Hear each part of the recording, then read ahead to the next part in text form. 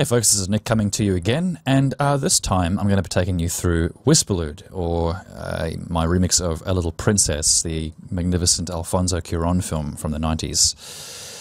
I'm going to be taking you through kind of a breakdown of this track, just to show you how I built it, to show you the extensive amount of samples I have actually used, because I think it can be quite interesting for people, and it's really just fun for me to go through and see how I've actually done everything, and to listen to the individual layers and all that kind of good stuff. So we start off with this section. You can see that this fade out is actually the loop here. You can hear it's actually longer than what I used, but we faded that out and then we slowly start to fade in something else. Way down the bottom here, harp intro, which is somewhere around here. Here we go. Again, I'm not impressed with the way that you're forced to organize, or should I say disorganize, your tracks in FL Studio, but nevertheless. So we have this kind of chord slowly starting to fade in, as we can see here. It's just a loop. So we get through this. We have to actually unsolo all this stuff. And we can see how this track takes off up here.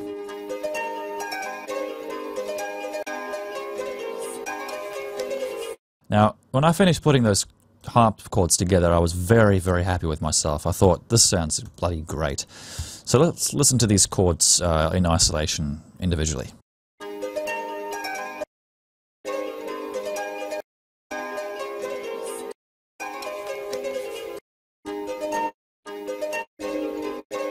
We can hear I've actually got multiple versions of each chord, and the reason for this is so that I can master them each individually in accordance with the sections that each of them goes into.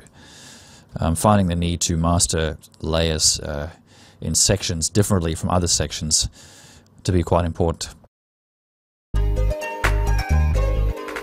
Now if we go into number 7 here, you can see that I've got the same bass line that I use in most of my tracks, but this time I've actually added on an octave higher.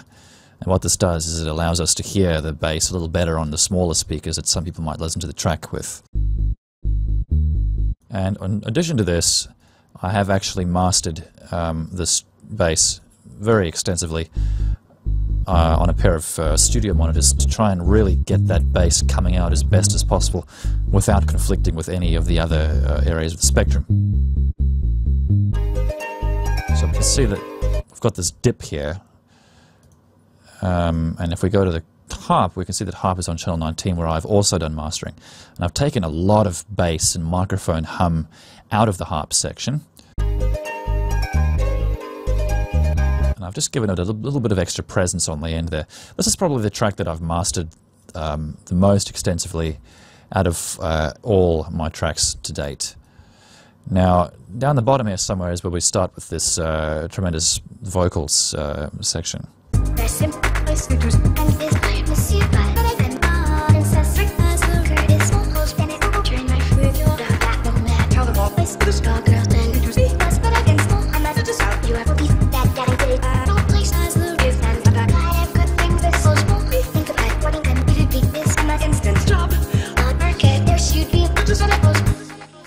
Alright, so there we go. Now, I have actually reused a few samples there.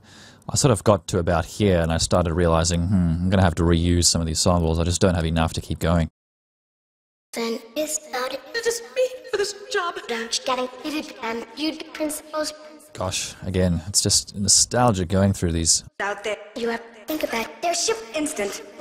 I must back that.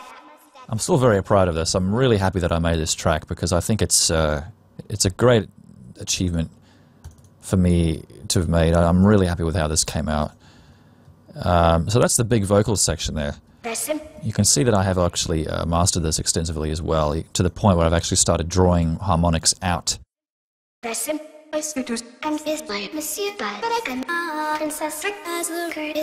taken a lot of the mid bass out because the harp and the bass is occupying this spectrum area, if you'll remember. And so having vocals interrupt there is something that I've found to be very dysfunctional. So what I do here is I start bringing the harp back, but the difference being I'm now using a harp that is mastered differently from the opening harp. You can see here that I've actually brought back some of the mid bass, I've increased the treble a lot, and I've dipped the mids in the harp very much to allow the vocals that space. And I've actually applied a stereo enhancer to put these harp chords on the outermost parts of the stereo field, which helps, again, accentuate the vocals which are occupying the center of the stereo field. So what are we doing here?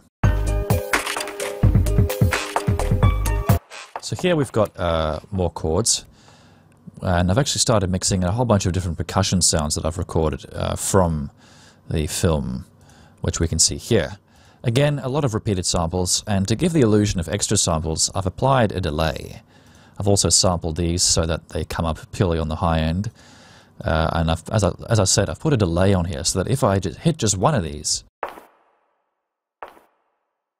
we can hear that it echoes off, so that when we play all these in succession, it gives the illusion of more samples by overlapping the previous bar, I think.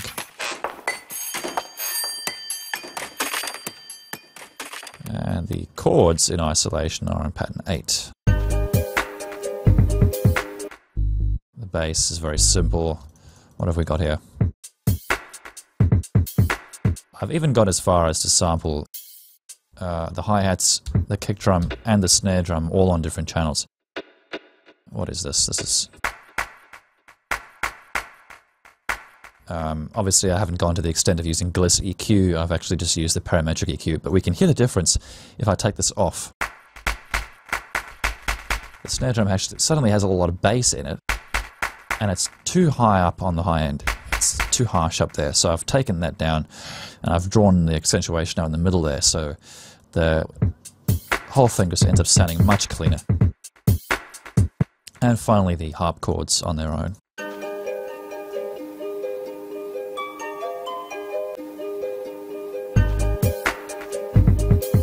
And then I drop down a key into the next section where we have lots of vocals going on as well.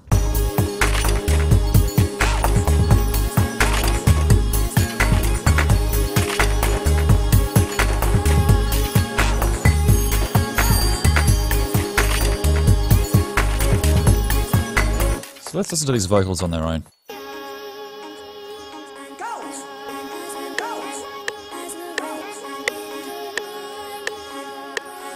These sort of squiggly curves here indicate automation, where I have actually been recording changes in the volume.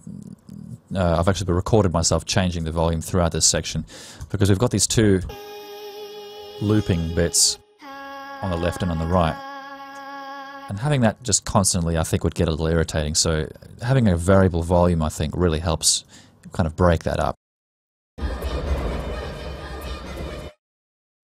This thunder, I think, was recorded from the film as well.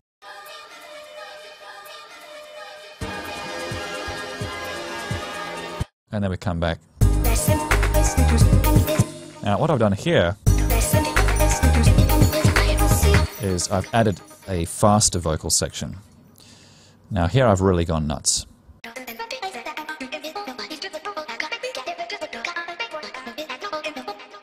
And again, I've chucked a good delay on there, and I've actually EQ'd that too, so that I make sure that there's no dysfunction between the main vocals and those quick vocals.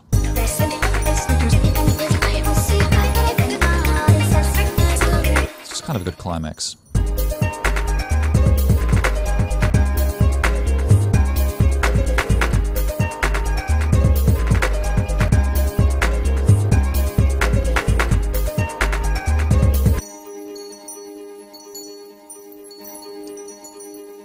And we got tinkling there as well, which was recorded from the film. And that seems to be more or less everything. Again, I think with I Want Silence up there, I want silence up there. I just broke the quote into the separate bits so that it was easier to put them out on the beat. And so there we go. The first person I showed this track and video to was actually Sky, aka Homestar Renatron on YouTube, and I owe him a debt of gratitude because he helped me pick out the name for this track, Whisperlude. Originally I was going to call it something like Sarah Tone, because Sarah is the name of the main character, and I thought putting tone on the end, Sarah Tone, might have sounded quite pretty. But it just doesn't roll off the tongue as well, and I think Whisperlude really does put the cherry on the cake. So there you go, folks. There's a breakdown of Whisperlude, my remix of Little Princess. I hope you've enjoyed. Look out for more breakdowns in the future.